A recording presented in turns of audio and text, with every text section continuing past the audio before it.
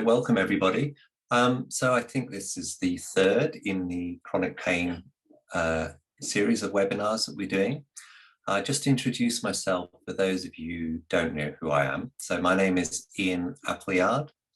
I am the Policy and Research Manager at the British Acupuncture Council. So quite new in the role, I haven't done a month yet, so I've taken over some of the work that Mark Bovey was doing, who many of you will be familiar with. And a very brief introduction to my background. So I trained initially in the UK, but I spent some time in Japan, training with a private practitioner, practiced down here in Brighton where I am now.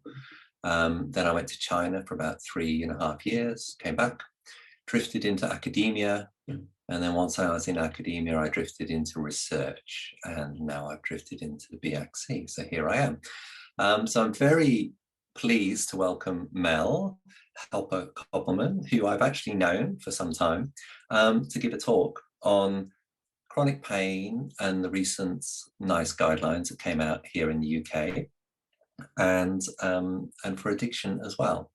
So a very brief introduction to what Mel's been doing. So she trained in acupuncture at the Northern College of Acupuncture. And she's also done a couple of MSCs, one of which is in functional medicine in Oregon. I forget the name of the university. And she is the executive of evidence-based acupuncture, which some of you belong to and many of you will be aware of. So definitely worth checking out their resources. And without further ado, I'm going to let Mel take over and she will do the talking. And then once we get about halfway through her planned talk, if there are any questions, I might sort of give Mel the nod to ask questions, but we'll give her a bit of time to get speed up, and then there'll be definitely time at the end for questions. Okay. Away you go, Mel. All right. Well, thank you for that. And thank you to the British Acupuncture Council for giving me the opportunity to talk about these new NICE guidelines of pain. And thank you all of you who are here for another Zoom gathering. I'm saying another, I assume in these days that people are doing a lot of them. And so what I wanted to do, I'm going to share my screen.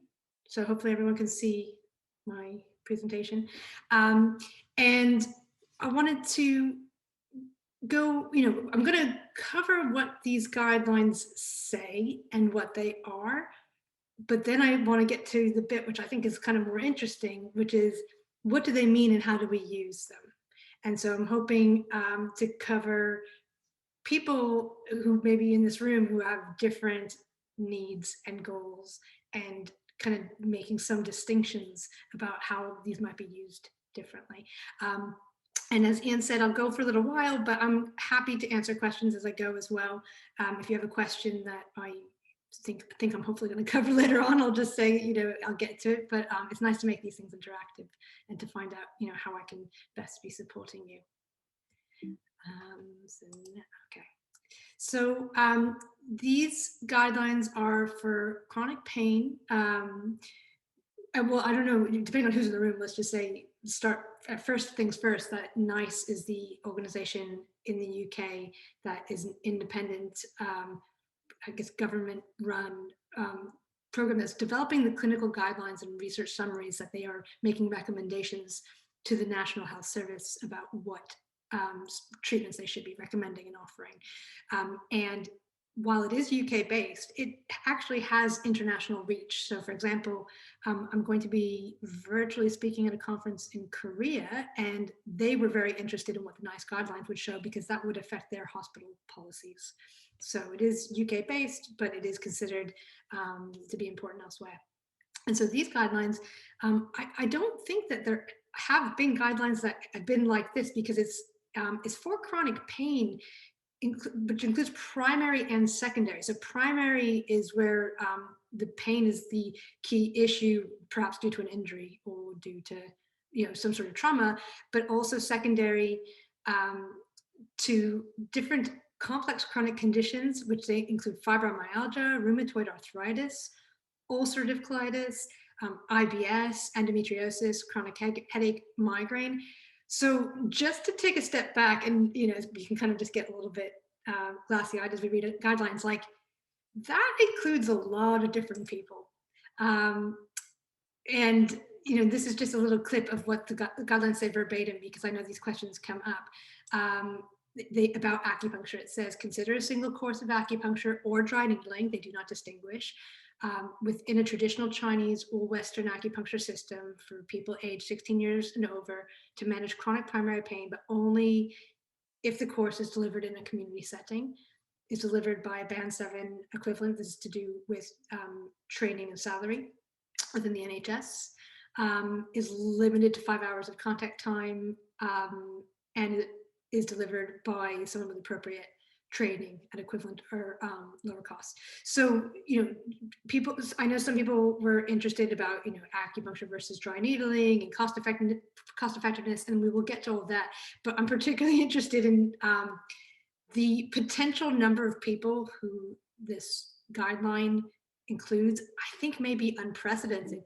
And so, first, like, let's just take a pause. Like, this is essentially recommending acupuncture for almost everyone. So that's kind of like, it'll be interesting to see how that gets implemented, but that's interesting to kind of note that it's really not limited.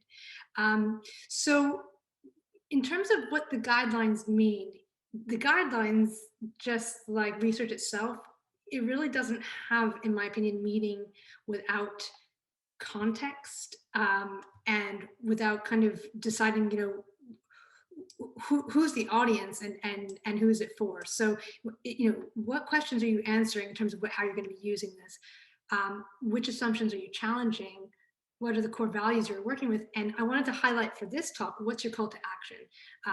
As I spoke with some of you in different forums and you had different questions, it seemed to me that your questions, perhaps maybe without you realizing it, would be directing the information in these guidelines to different people who had different things you were trying to get them to do. And we want to be really clear about that so we know how to use the guidelines.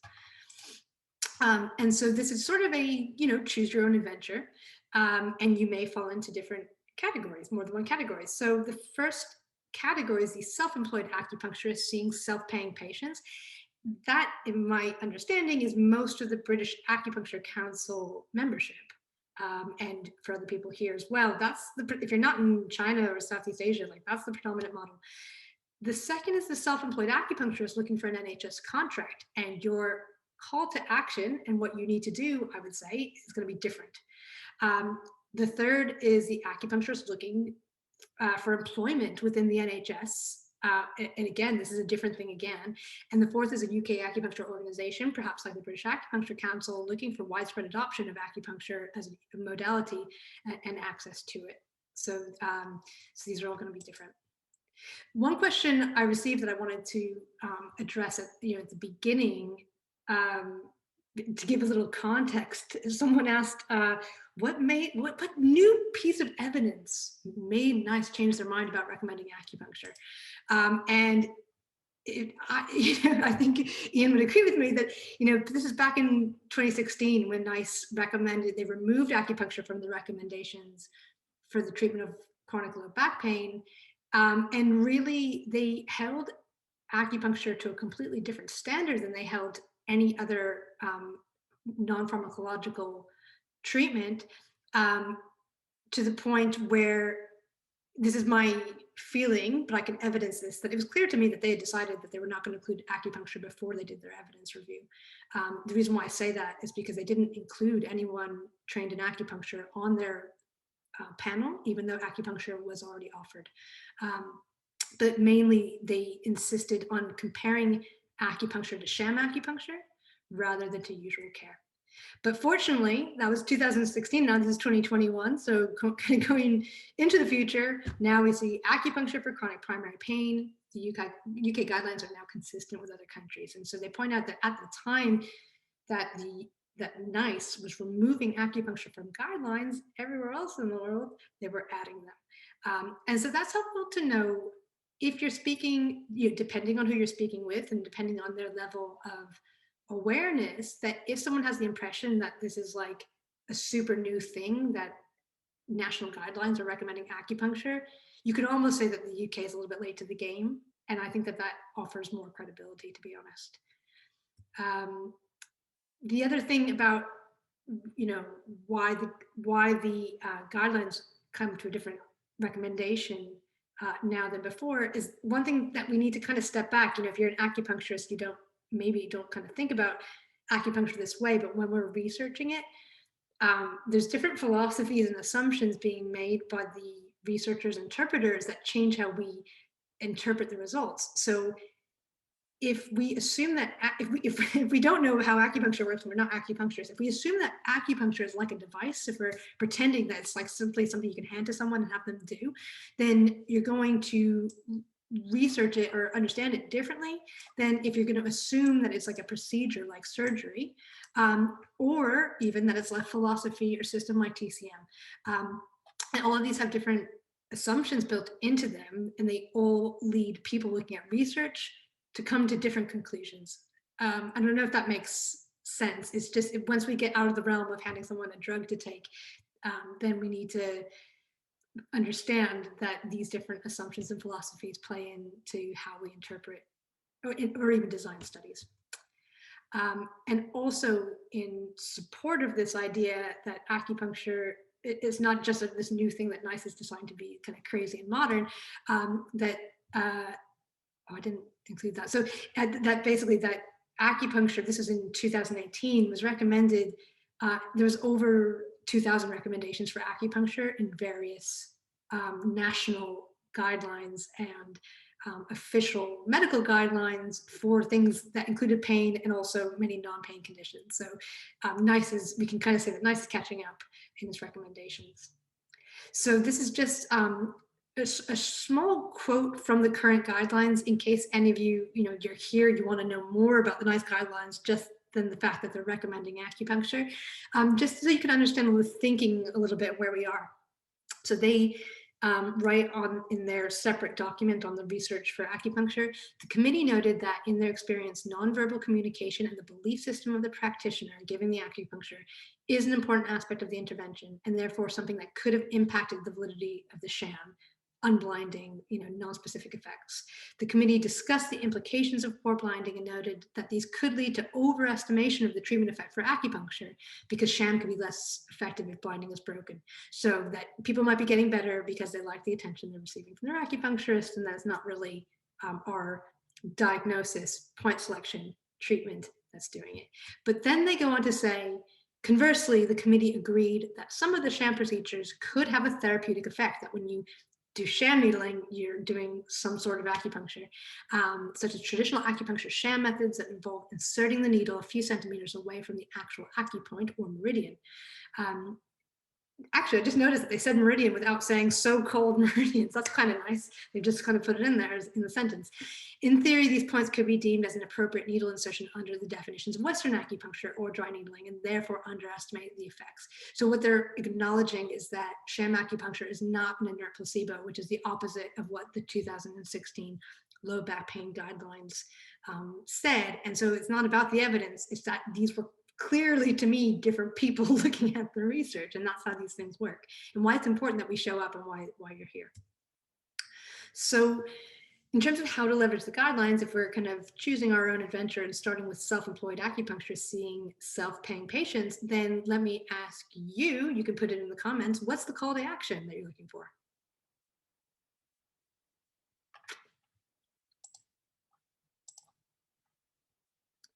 So if you said or are thinking that call to action is please come to my clinic and have some acupuncture, then you'd be correct, right? So in which case, how we use the NICE guidelines is going to be different than other scenarios. And so we want to be mindful, and this is a little bit of psychology and marketing, is what are the most common objections that you get in your community, in your potential,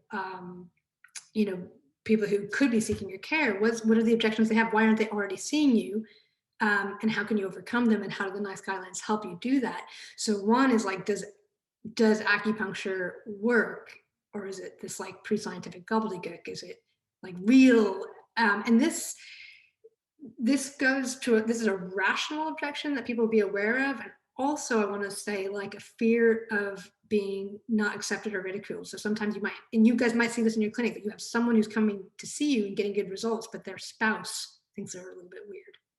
So we can use the NICE guidelines and other research to be like, yeah, of course it works. The NICE guidelines recommend it based on this thorough literature review, and is recommended in tons of different guidelines, and also other key research that I'll point out here. The second objection, which is probably the more common one, is, can you help me? Will this work for me? And really, I'd say the more effective communication tool for that are testimonials. And I did do a quick search, and I'm sure the British Acupuncture Council will have much more specific and detailed and up-to-date guidance on that. But what I saw was that last I checked, you're allowed to have testimonials as long as it wasn't for anything specifically clinical, but I think that it can be if it's something that's within the conditions that you're allowed to say you treat. But you want to become clear on that. But however you slice it, you want to figure out you want to figure out how to I guess, well, legally is not the right word because ASA is not a legal entity, but you want to figure out in a kind of compliant way with your insurers and with the British Acupuncture Council or your membership organization how to include testimonials, because that's going to be more compelling to most of your patients than the NICE guidelines, I believe. And then the other one is this question about differentiating from dry needling, which I will, if people who are here today are interested to talk about, we can talk about more towards the end. But it's really, I already had acupuncture for my physio. Why do you think you can help? This is where we get into a conversation about differentiation. I think most people really haven't heard of either. And so we don't need to start off by getting all like, Raji and Ronald that the physio weekend course and they're needling patients, because that's not what's most of your patients, I think, are thinking about. They haven't heard of any of you. So we want to use positive communication to help them understand. So one of the pieces of research that I alluded to that's helpful to be aware of if we're presenting high quality research is this updated acupuncture for chronic pain meta-analysis that, for people who aren't familiar, this was an international team of acupuncture researchers were able to get their hands on the individual data for all sorts of different acupuncture studies. And by doing that, they were able to do some really cool statistical juju to emulate a very large trial with over 20,000 patients. And what they found was that acupuncture was more effective than sham needling. It was much more effective than usual care, and that they found clear evidence that the effects of acupuncture persist over time with only a small decrease in treatment effect at 1 year. And I'm not aware of any other treatment on the planet that does that. So that's something to be aware of, and I think that that's a really excellent communication tool.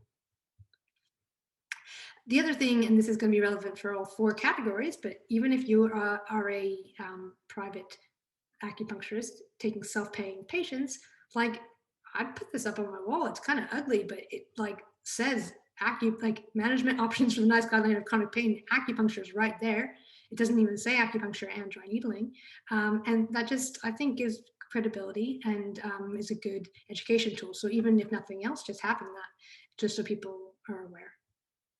And here you can see some of these, like this sort of catch-all of like everybody in the UK who might have pain is eligible here for acupuncture treatment, which is kind of nice. If you are a self-employed acupuncturist looking for an NHS contract, so you're going to stay in your clinic and you're going to be like, send patients to me and you guys should pay for it, but I'm going to stay over here. Or you're an acupuncturist who's looking for employment within the NHS. I think similar strategies are helpful. The first one I want to point out, and this was a little bit of a topic of conversation in one of the Facebook forums, is if you're planning to do either of those things, definitely familiarize yourself. Thanks to Alan Longcroft for sharing this link last week on the guidelines for delegation and referral. And I have it open in my browser. I'm not going to risk stopping my presentation yet in case it all goes pear-shaped. But I can share the link to that. Someone else can share. Actually, I can share it so that you're aware of what the rules are and what it says, so that you're going in knowing that as you address them, and making sure that you meet the criteria for a referral if that's what you're wanting to do. And the second was this question of cost effectiveness. So there's another whole document on acupuncture and cost effectiveness. And the thing I want to say about cost effectiveness, which maybe cost effectiveness researchers are going to just disagree with me, is like this type of research is like a total dark art, because I have at times in the past immersed myself. Very few people ever want to go. I don't recommend it.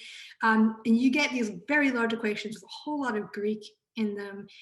And it's essentially based on people's assumptions. So these, in my opinion, this can be highly manipulated very quickly. And so I think this again goes back to, what's the call to action, and who are you trying to convince, and what's the information that they need to have? Because in a cost effectiveness model, it's going to be based on a certain number of treatments, a certain amount of payment. They tend to measure cost effectiveness in a unit called QALY, which is quality adjusted life year. And sometimes that doesn't have, in my opinion, good applicability to like the person you're speaking to that's more academic. But if they found it was cost effective because the acupuncturist was getting paid £5 an hour, then is that what you want? And you need to be aware of the assumptions and then present them, and present it in a way that's consistent with what you want. So they found that it was only cost effective if it was delivered in the community, with a maximum of 5 treatment hours, at a certain compensation band, and that there's different ways to do this. The other thing I want to say, I wish I had a slide of this, but I don't. But I want to share this with you because I think it's helpful information. A few years ago, maybe 4 or 5 years ago now, I went down to New Zealand to speak at their conference, and I ended up in a meeting. In New Zealand, they have this like national insurance scheme where it's government funded, and they will pay for certain things like acupuncture, massage, or physio, let's say following an accident. There's writing on my screen now. That's so bizarre. Following an accident. And what they were finding was that the claims for acupuncture, it was becoming very, very popular, very, very effective. But when they looked at the costs, it was going through the roof. So that the acupuncture costs per patient, per claim, was like more than double physio. And so I was at this meeting and I said, okay, well, like, are you guys running multiple rooms? Are you in a multi-bed? What's going on? And they turned to me and said, this insurance system is not allowing us to bill for multiple patients at a time. So we are forced to see one patient at a time in order to make these claims. So then I was, turned to the guy from the insurance company. I said, you are making this cost ineffective. And so what I want to say is 2 things. That I think there's many legitimate ways to practice acupuncture, and it's a wonderful profession where you get to choose how you want to practice it. So I don't think it is right or wrong to be doing it one-to-one, or having 3 rooms, or in a community setting. However, I think that it's objectively true that it's more cost effective when it's delivered in a group setting or with multiple rooms. So I would encourage you to think about that if you are trying to either get hired or to get it paid for by your local thing. Just think about the business model. It's more cost effective when it's delivered that way, and acupuncture as a modality lets us do that. So that's just my kind of advice and opinion. I treat out of 1 room. I don't think there's anything wrong with it. But if I were going to ask for public funding, I might be thinking about my model. So hopefully that makes sense to people. And here's just kind of an invitation that, depending on how many people, let's say in this case, British Acupuncture Council members, or other organizations, are wanting to do one of those 2 things, I think it'd be really helpful to create a template. And this should be like a proposal where you're kind of like writing, like there might be a tendency to think that your local NHS catchment's going to do this. They're not going to do this. So you kind of need to do it. You need to create your own job description. You need to create your own cost summary, and you need to clearly explain what it looks like. Like many of them will not have heard of acupuncture. They don't know what it looks like, and just is if a new drug comes out, they have very few questions because they're like, I don't know anything about that drug, but I know what giving a prescription for a drug looks like, right? There's no confusion. But I think what will stop many of them from taking action is they don't even know where to begin. So if you really want to use the NICE guidelines to make this happen, you need to show up having done their job, which is put it, with that clear thing. That's my sincere advice. And if you can make that into a template and then adjust it as you go, even better. It doesn't, because we don't need to reinvent the wheel. And make sure you're speaking to the right person. So that's often not the GPs. The GPs are for that second category of referring. And when they're referring, the patient may still be paying. So you can invite your GP friends out to virtual lunch. But if you're looking to get hired, then you need to speak to the kind of practice manager or purse string holder, I think. And if I'm saying anything incorrect about how UK healthcare works, you can definitely feel free to interrupt me. And so then the kind of fourth category, and I mentioned this because I know people who are in the audience actually are in this category, which includes people, in the British Acupuncture Council and other people are like, okay, it's all great for individual acupuncturists to go out there and try to roll this up, but how are we going to do this as a top-down approach as well? So a few things. So one is I want to share this, this document here. I don't know how I got red. Oh my gosh, that's so bizarre.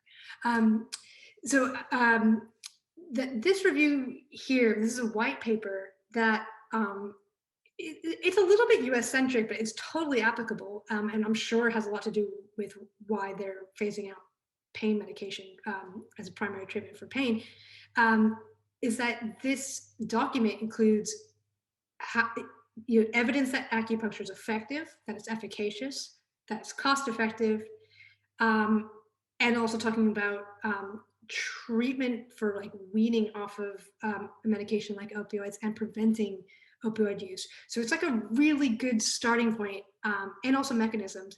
I'm just going to quickly kind of go through the key things that it touches on just to show you all the different types of evidence included, because the idea here was really to be able to overcome lots of different objections, right? That depending on who you're speaking with, they need to hear different things in order to be happy. So the first one was the kind of specific evidence that it works, and that includes the individual patient meta-analysis that I shared before. That includes the Acupuncture Evidence Project out of Australia by Stephen Jantz and John McDonald, which if you are not aware of that document, you should download it. It's a summary of the evidence for systematic reviews of every condition for which acupuncture has evidence. So it's a really good just starting point. It's from 2017, but it doesn't take nearly as much time to update an evidence review as it does to start from scratch. They found moderate to strong evidence of acupuncture's effectiveness for 46 different conditions. And these network meta-analyses as well. A network meta-analysis is more like a head-to-head competition showing how acupuncture stacks up against other conditions. So, it includes this this data. This I include, which it's if you're speaking with someone who's a little bit skeptical about how sticking tiny needles can help and is it just placebo and us being nice. I love this study. It showed that if you caused pain and you gave someone an opioid, it was helpful. If you told them that you were giving them an opioid, it was very helpful. But if you told them that you were giving them something that would increase their pain, it had no effect. And the same thing for anxiety. So if someone says that acupuncture has non-specific effects in this placebo and people are getting better because they feel good, that is a true fact of treating conscious human beings. That is universal. And opioids are meant to be some of the most kind of strong analgesics. And if you can completely get rid of the effect by telling someone you're giving them something noxious, it really pokes a lot of holes in that. So I include that here. Safety is important. And this evidence, and there's another safety review on the evidence-based acupuncture website. Really, acupuncture is one of the safest interventions in modern medicine. It's not without risk, and one thing to emphasize, especially when we want to differentiate ourselves from other professionals who are using acupuncture needling with less training, that the safety evidence shows that it is safe when in the hands of people who are adequately trained. And so, that's an area where we can evidence that. It reduces opioid consumption, so that when people were given acupuncture after surgery, they consumed 60% fewer opioids. Like, you can't argue with those numbers. This was another review with similar results. And then the cost effectiveness piece. And so again, that's going to be not as applicable to your self-paying patients. We can talk about cost effectiveness in a kind of different way, like it's cost effectiveness to be well enough to work, but that's different from what these studies are looking at. But this was a review showing in the United States and Massachusetts that by adding acupuncture to their insurance, it costs like an extra $1 a month. They were saving like $35,000 a year for these different conditions. So, just depending on the decision maker, that's a helpful one to point out. And that it treats addiction. And there is more research on this area that, and it's the NADA protocols used extensively. And again, it just depends on where you want to position yourself. I think, again, this is me kind of editorializing. So, you're all trained professionals with your own experience. Many of you, I'm sure, are more experienced than me. But, decide do you want to treat addiction? And if so, do you have the right thing in place? Like, I don't specialize in addiction, but if I decided tomorrow that I wanted to, I might have a team and I might have other modalities that were supportive. I don't think I would just show up with meta-analysis and not a protocol and start specializing in addiction. So I guess my point being that acupuncture can treat addiction, but if you are an individual, you don't necessarily need to emphasize that unless that's what you want to treat, or that's one of the things you want to treat. I hope that makes sense, and that's said in a helpful, respectful way, not in a patronizing way. And then the specific mechanisms, with this white paper, this was an area that I spent quite a bit of time on, because to overcome the objections of whether or not acupuncture, according to the explanatory model that we're like using our intention and inserting a needle, and it's like magical chi fairy dust is moving through invisible meridians, causes problems for a lot of people. So if we can show what we know about mechanisms that are specific enough to create like a mental picture in people's minds, it can overcome that specific objection. Mechanotransduction, like a mechanical signal is being converted by the nervous system into physiology. Like, I'm not saying that that's the entirety of how acupuncture works. I don't think it is, but I think it's a helpful thing to say to certain people. It releases ATP and adenosine, binding to local afferents, blah, blah, blah. So depending on your personality and your audience, you could internalize some of this this wording, or use less technical wording to say the same thing. I gave one of the first talks I ever gave quite a few years ago was to the group of neurologists at the hospital in Glasgow, and like I had this desire to make them think that acupuncture was really cool and that I knew what I was talking about, and I like overcompensated big time with throwing in words, neural anatomy that I had no idea what they meant. So you don't necessarily have to memorize something like this, because your GPs and decision makers are people too. Judge your audience. So that's a helpful document for organizations, not for anyone, but for organizations to be aware of. But I also kind of want to include this. So the NICE guidelines come out recommending acupuncture for pain for almost anyone. And some people are like, okay, great, what's gonna happen next? And if your question's like, great, what's gonna happen next? The answer is nothing. Like, no one's coming for you. Like, no one's gonna do this for you. And I wanna kind of illustrate this with the headaches and over 12 NICE guidelines that were published in 2012 and updated in 2015. Now, I don't know how many of you are aware of this or not, that acupuncture is recommended. So if neither topiramate or propranolol work, you may be offered a course of up to 10 sessions of acupuncture. Now, I never met a GP who was aware of this. But what everyone did seem to be aware of was that NICE was also recommending Botox. And this is like one of my Allergan, the company that designed these fallacious and totally unethical trials and did all sorts of violations. They're like my nemesis. They're basically giving like poisonous acupuncture. these same guidelines recommend Botox, and many fewer people meet the criteria. So before, if you remember that if you didn't respond to 2 medications, that you were eligible, or was it 1 of 2? Yeah, sorry, but to those 2 medications. But here it says whose condition has not responded to taking at least 3 prior preventive medications. So a much smaller percentage, like a much fewer number of Brits are eligible. And yet the NHS was aware of Botox.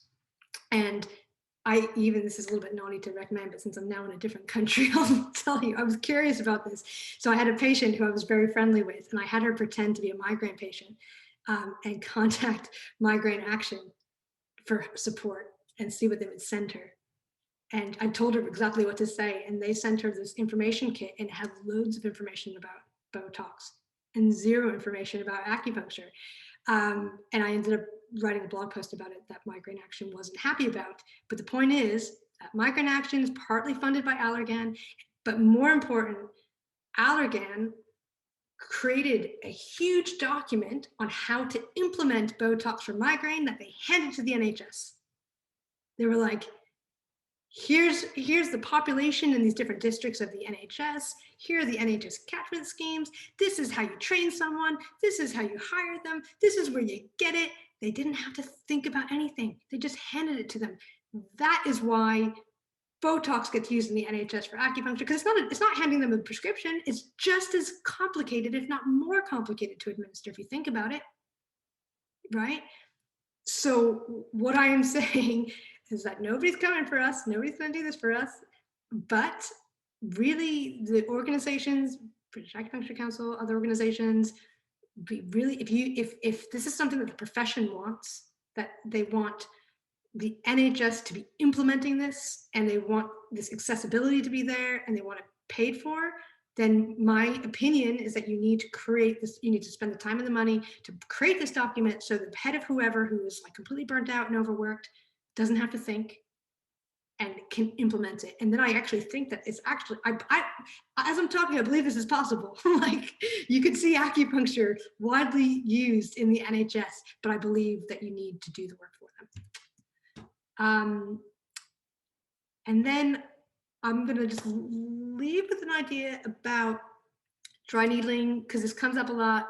And I'll just give you my 2 cents and hopefully not annoy too many people in doing so. But this is the definition that was given in the NICE guidelines. So dry needling is a concept aimed at the treatment of painful areas in striated muscle myofascial trigger points.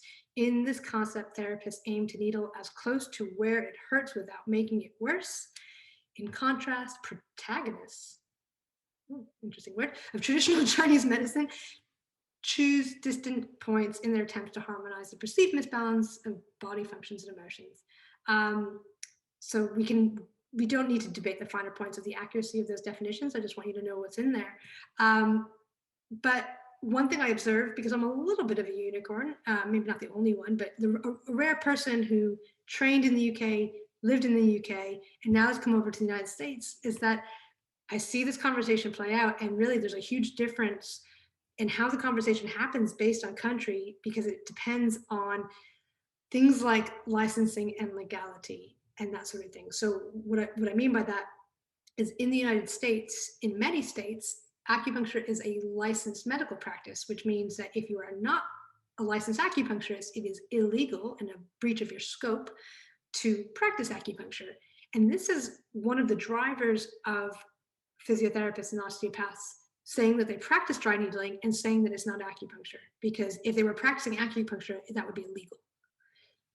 On the contrary, as far as I'm aware, in the UK, if your premises has a license for acupuncture and tattoo artistry, like, as long as you have your insurance, you're kind of good to go. You're registered with the local health insurance, local health authorities, and boom, which means that I would say that legally and ethically, your colleagues who are less trained, but maybe are physiotherapists or osteopaths who are doing their weekend courses, they're not technically doing anything wrong, according to the laws of the land, etc. And so it becomes our responsibility to educate the public. It's not the public's fault they're confused. It's not the physiotherapist's responsibility to educate your patients on the difference between TCM and acupuncture, or if they do, they might do it in a way you don't like. But I might offer, and this is pragmatic, because I hear acupuncturists say dry needling is acupuncture, and therefore it's illegal that they're doing it. I hear acupuncture, dry needling is not acupuncture, it's completely different, and neither of these I think are like objectively accurate. So again, you want to think about what you're trying to achieve and what you're trying to evidence. I think first, and I say this with love, if physiotherapists using dry needling makes you angry, do some work on it, because I don't think it's not going anywhere. It's like they're not going to stop. So we don't want to get triggered and have this detract. We want to be respectful of our colleagues, and our message wants to be positive about how we can help patients. Secondly, trigger point needling is something like I kind of, in retrospect, very coincidentally learned in my training, because my clinical supervisor happened to be married to an osteopath, and he used to teach a lot of trigger point stuff, but my colleagues who trained with me, who were on different days, didn't have that. So I would say that trigger point needling, myofascial release, is a type of acupuncture that you listening may or may not be trained in, which is not good or bad. I'm just saying that we have different styles, and that, you know, you want to be clear in your messaging. So I think things to emphasize, that there's a different style. So when they're attempting to needle as close to where it hurts without making it worse, because you are a traditionally trained acupuncturist who can see patterns and you can assess the appropriateness, you have more flexibility. You may be able to get results where other people can't. I believe as a profession, we should be positioning ourselves as the experts in the modality. I really think that the traditional Chinese acupuncture should be running the trainings for the physios, because it's going to be happening anyways. They can refer to us when they're having problems, but that's maybe a wider conversation. Also, that a lot of people for whom acupuncture is indicated in the NICE guidelines, I personally don't think kind of dry needling is necessarily the way to go. So someone has visceral pain from IBS, I mean, like, do you want to have a trigger point release, or do you want to have traditional acupuncture? And I think that's something that's going to intuitively make sense to people. So again, depending on who you're speaking with, I don't think you're going to get very far with the NHS by just trying to discredit physios. But I think if you go in offering value and differentiating, then I think I think we as a profession will do well, and they'll want to refer to us, which is, I think, what should happen. So those were my thoughts on that, and I'm excited to have questions, conversation, and your thoughts. Well, thank you very much, Mel. So hopefully everyone can hear me now. So a few questions came in, and I might just recap on those, but I'm also going to just go through a few points that I felt, and maybe that opens the discussion up a wee bit wider in places. And it just struck me, I think one of the really good things about having Mel with her experience, having worked and trained in the UK and then going to the States, is that it's useful for us in the UK to find out what's going on in other countries. And it is actually very good for the profession, because most countries have differing systems, healthcare systems. And in some ways that allows certain things to happen in certain countries which would not be possible in another country. And so the individual patient data meta-analysis is based predominantly on research that was done in Germany.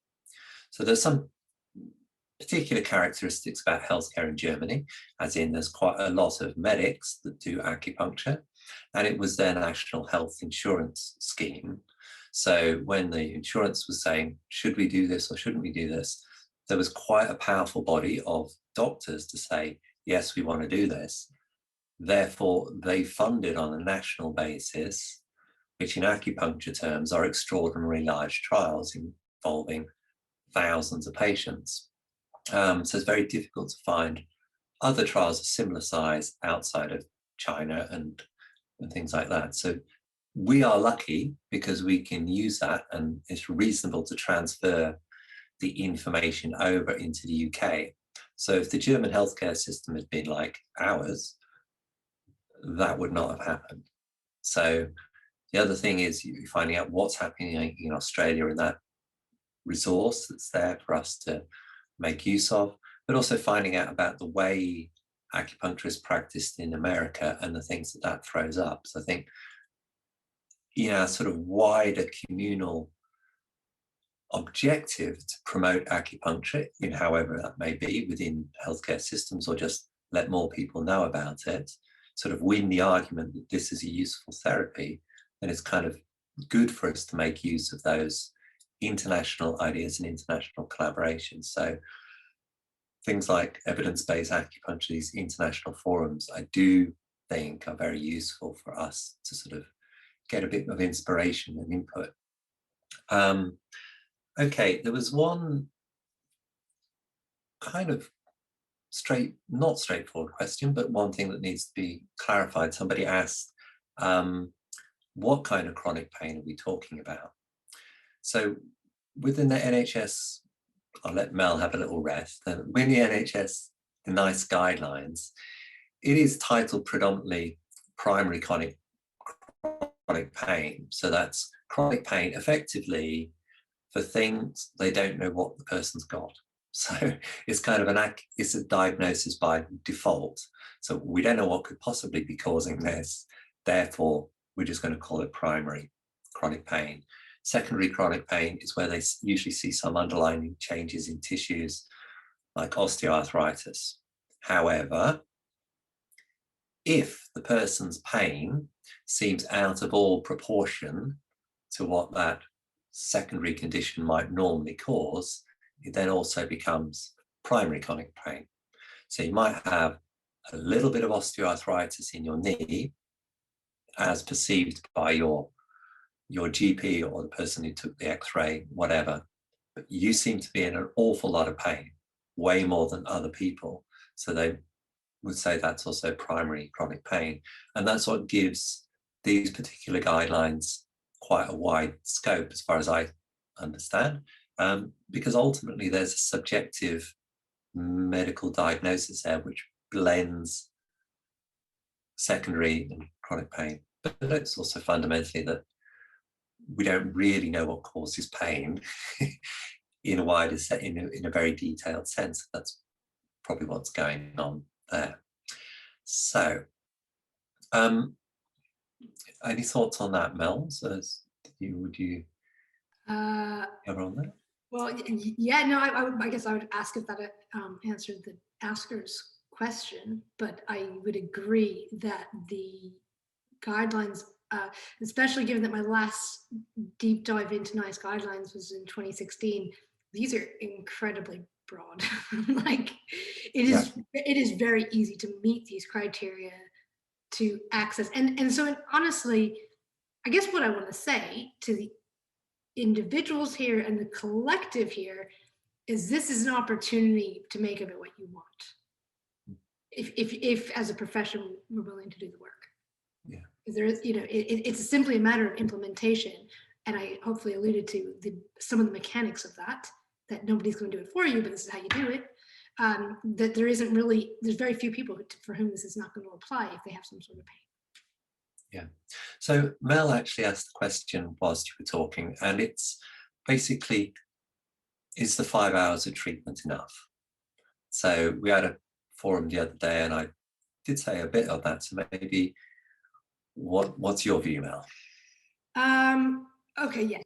So this goes back to the old dosing question. So if we look at, just from a research perspective, and especially for pain, I think there was some really great ones done for like Cochrane reviews for chronic for tension type headache, for migraine, and so on. They found a really strong dosing effect when acupuncture was given at least twice a week for a minimum of 12 sessions. And that if you stratified people who had more or less, you saw a huge difference in effectiveness. So what I think, because I'm all about finding opportunity, is that their stipulation about 5 hours, I think, is just solely to keep costs down.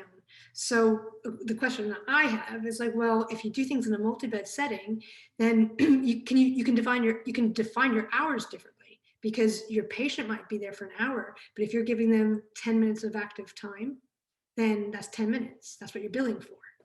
And then your patient ends up being able to meet their dosing, and you're keeping costs down. So that's, again, I just want to say this with total respect. I don't have a multi-bed clinic, so I'm not saying this is the only way to do it, but I'm saying that if I were going for a contract with the NHS and trying to stay within that, the way I would do that is for a multi-bed clinic. I hope that makes sense, and that's respectful of how people want to practice. Yeah, that's good practical advice. And then for the less practical of you out there, I just say something on the sort of underlying philosophy of clinical research.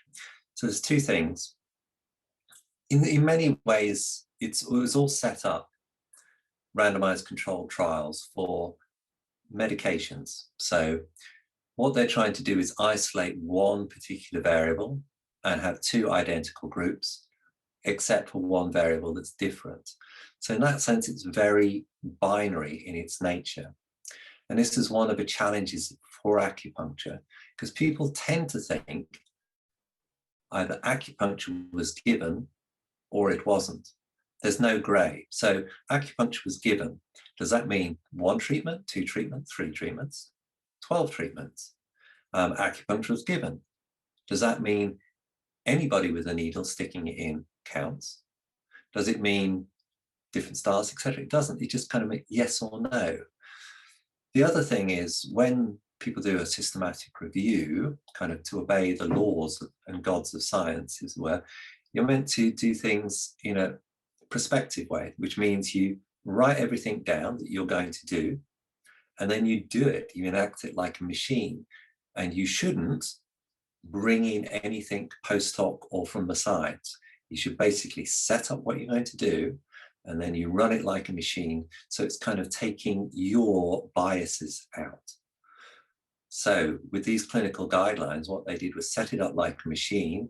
They were going to go through, get all the information they wanted to do, and they kind of assumed that they would get cost data from the clinical trials. But in reality, they didn't get that much cost data. So they had to do a little bit of a patch up at the end. And they decided they want to give acupuncture. So it was kind of done in reverse, that they sort of knew how much they wanted to spend and then calculated how many treatments you could have. So that is actually not related to what gave the best outcomes. It's going to say, we want to give acupuncture, and that's acupuncture's there or not. How much can we afford? 6 half-hour treatments or whatever. That's the way it was done. So it wasn't looking as in one trial treated 6 times and that was really good, compared to an 8, 9, 10 treatments didn't make any difference. There was none of that nuance there. It's acupuncture's there or acupuncture's not there. So we do have another question here. With nice guidelines, this is from Alexander. With nice guidelines, I wonder, Alexander, do you want to ask yourself? If so, put your hand up and I will unmute yourself. Hi, Mel. Hi. Hi, Excellent. Thank you. The latest nice guidelines actually don't recommend manual therapy for chronic pain. They just recommend further recommendation or further research, I think. With that as the case, do you think a lot of our healthcare professionals will be sort of jumping on the bandwagon to actually use more dry needling, etc.? And if we don't up our game, we're going to be left behind.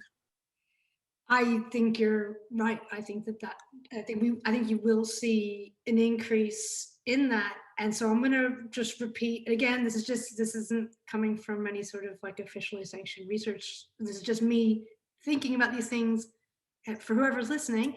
I think we, collectively should get over our frustration that other people are doing this, and we should be organizing the training.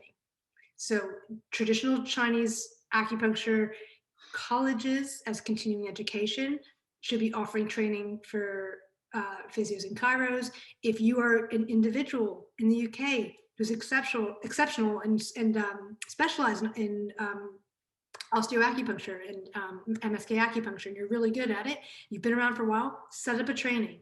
And and explain, because I know I see it's sometimes hard to gauge, real life. It's like you see these opinions flying around, but I believe that if we do that, we will be getting referrals from these professions, as we should be.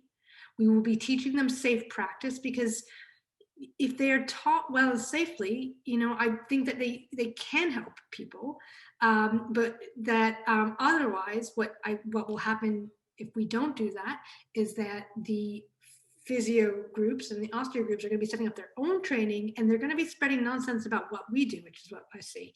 That they say, stupid stuff like, well, what differentiates us is that we're scientific. And they do this cheese stuff, and it's like, again, it's like what I said before about the implementation. Like, nobody's coming for us. Like, nobody's doing this for us. Like, this may be one of the greatest opportunities for acupuncture in the UK. And we need to be proactive and systematic about how we approach it.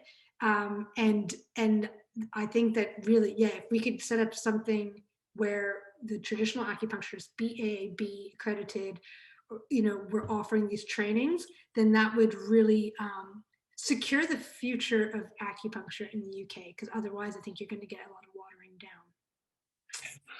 down. Excuse me, I'll just add, I think another problem with this sort of very binary nature that you often get in clinical trials follows into systematic reviews. And quite often these are fairly false dichotomies. So it's not, you're going to get acupuncture compared to manual therapy, or you get acupuncture compared to exercise. And I'm fairly sure, partly because I've done research on it, that when many acupuncturists will be doing some sort of manual therapy, and many acupuncturists will be recommending exercise, especially for some painful condition. And of course, if a person is like a Tai Chi instructor or something along those lines, then they'll probably be giving specific exercises for people to do.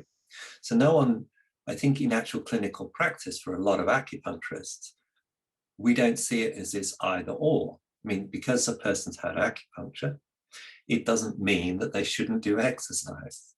For most of us, that's completely nuts. But the way the sort of systematic reviews and things have been set up is like a knockout between acupuncture and exercise, a knockout between acupuncture and a form of manual therapy. So, of course, Tuina is the traditional sort of manual therapy of China. And it's in Chinese hospitals today, Tuina doctors use acupuncture as well. So you're in the clinic and they'll also use acupuncture, and then you have acupuncturists use a bit of Tuina, etc., etc.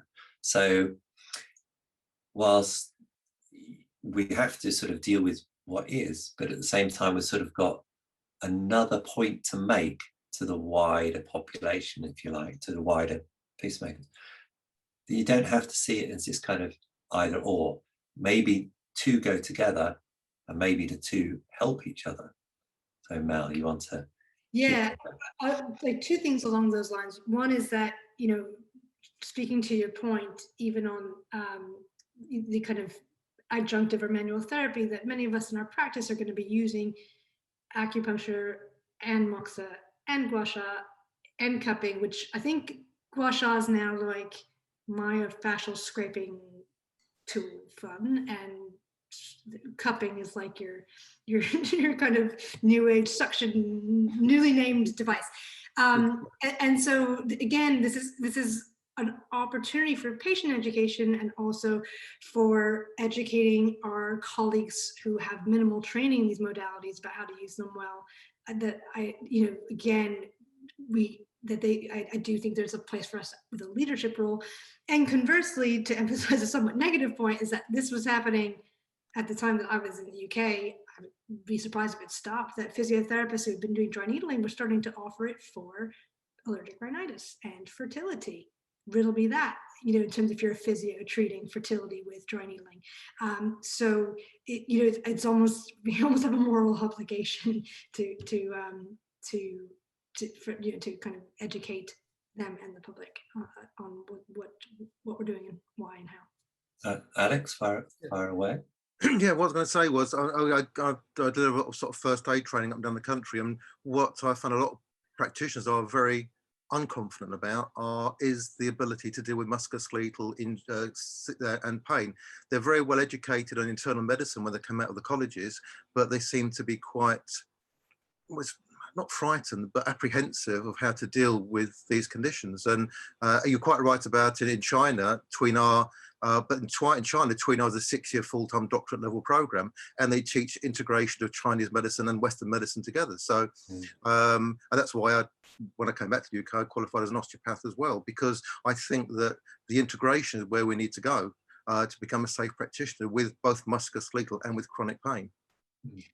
I want to speak to that as well, because I would agree with that. And I would also say that, I'm speaking to a large group of professionals here. I don't know your training, your background, how long you've been in practice, but I graduated without what I would say proper like osteopathic assessment skills, like range of motion tests, really how to hone in on different things.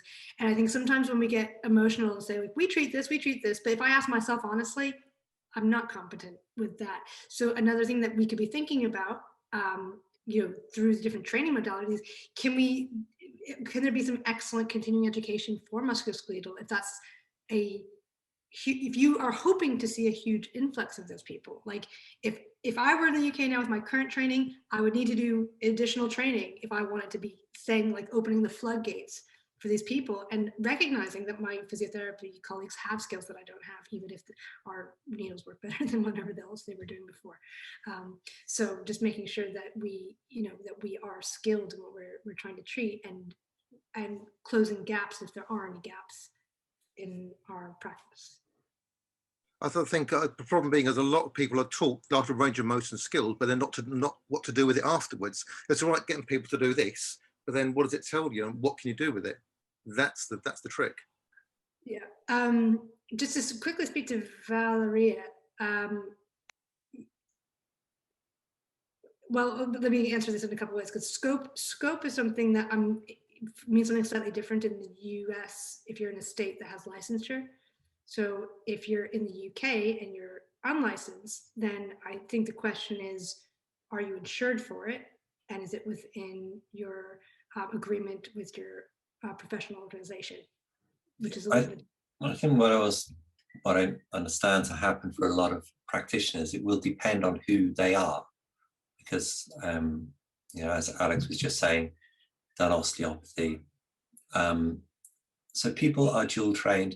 People come into acupuncture from different professions, bringing different sets of skills and interests. So with regards to exercise, what people say to their patients can be quite broad, as in they will just give straightforward or very simple, or just make sure that you try to move around, do some light stretching, sort of encouragement of movement at that level, but going up to very specific. And of course, if somebody is a Qigong practitioner themselves, extremely specific in what they want to do. Or it might be saying, I think you should go along and do something else elsewhere. So it doesn't have to be prescribing as such, as in like a physiotherapist prescription of a certain set of exercises. But I think a lot of practitioners will view some sort of advice, lifestyle advice, along with how much people are moving around and exercising, as part of their day-to-day recommendations. Yeah. Yeah. I just wanted to put the locus of control back into our hands, and sort of saying that exercise is not within our scope. My experience, unless things changed drastically in the intervening time, was that as long as I had been adequately trained in something adjunctive, and it was not practicing medicine without a license, and I was insured, I was allowed to do it. So I don't think anyone's stopping you from prescribing exercise if you have adequate training to do so. Wang Tianjin, you got your hand up. Sorry, I didn't spot that. Can you unmute and ask your question? Nice to see you. Okay, thank you, Ian. Thank you to allow me, give me this opportunity to question and ask. May, thank you very much for your another wonderful presentation. My comment here, first of all, of course, I appreciate for all your hard works and recommends. But my comment here, first of all, I think for the nice aspect, the cost effective is a key request for acupuncturists. But we are professional acupuncturists. But as you know, most of other medical acupuncturists, such as physio, etc., they are mostly do just chronic pain. So in this aspect, I think we have no advantage against with them or even competitive with them. So we need to think about how do we professional acupuncture can do the similar job with lower cost, even lower than them. This is a very clear information I can learn from this guidance. Secondly, I will say more competitive and more challenge for pain area raising after this nice guidance to our professional acupuncturists. So we need to put more effort to see acupuncture can do anything else, not only just by pain. We can do more other treatment. If only to pain, our cake will be getting much lesser and lesser. We need to try to expanding our cake, our areas. So that's my comments. First, I will share my comments. My question for you is, do you think as we are all professional acupuncturists can manage to do something like, if we have five hours, that means roughly about 10 sessions in this 10 sessions job to manage chronic pain? That's my question to ask as you practitioner and researcher. Thank you. Yeah, well, I guess I would answer it similar to what I said before, is that if you were giving me that task, then the way I would achieve it is through a multi-bed model, because the 5 hours is talking about, I am assuming it's talking about how it's billed rather than chronological time.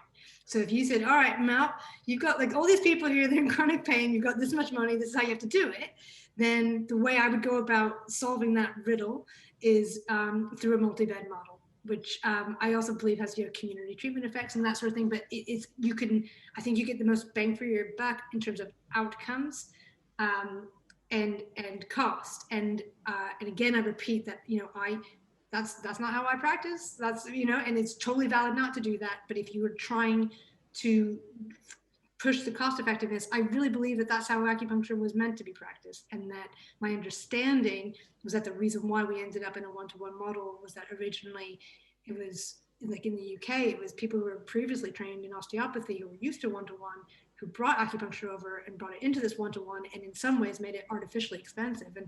And for our culture and for our time, I believe that there's value in both.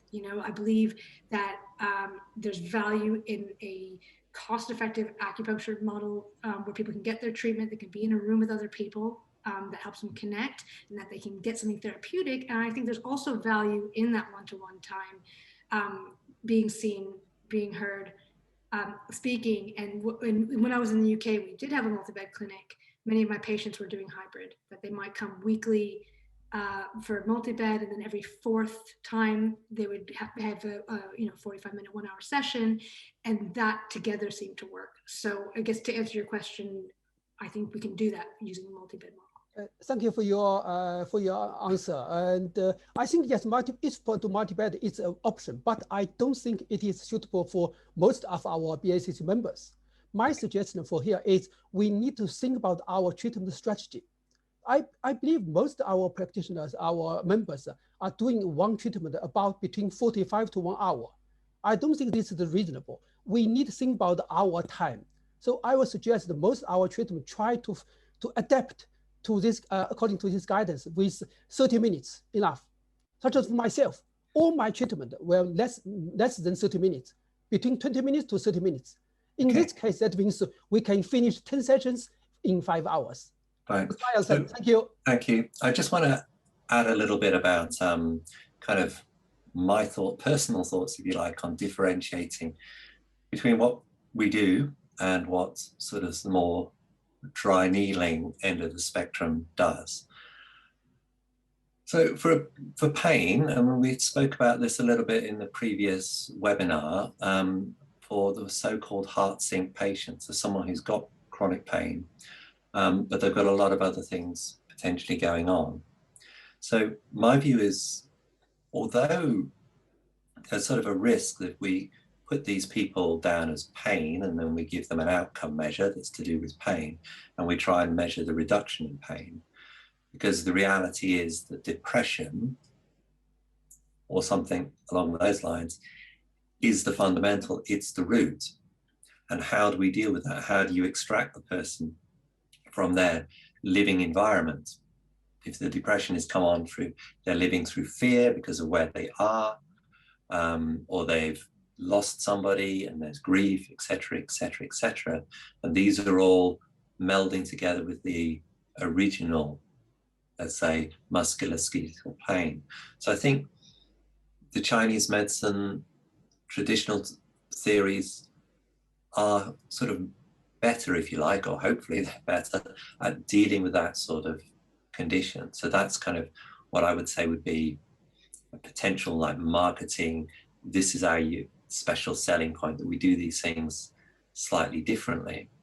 And almost to kind of say the opposite of what I was just saying is that multi-bed can be used to treat that sort of person as well. And my wife is Chinese, so when I've been in Shanghai, where she's from, my mother-in-law sometimes takes me around to the local hospital, where it's kind of a clinic, not a full-on Chinese hospital.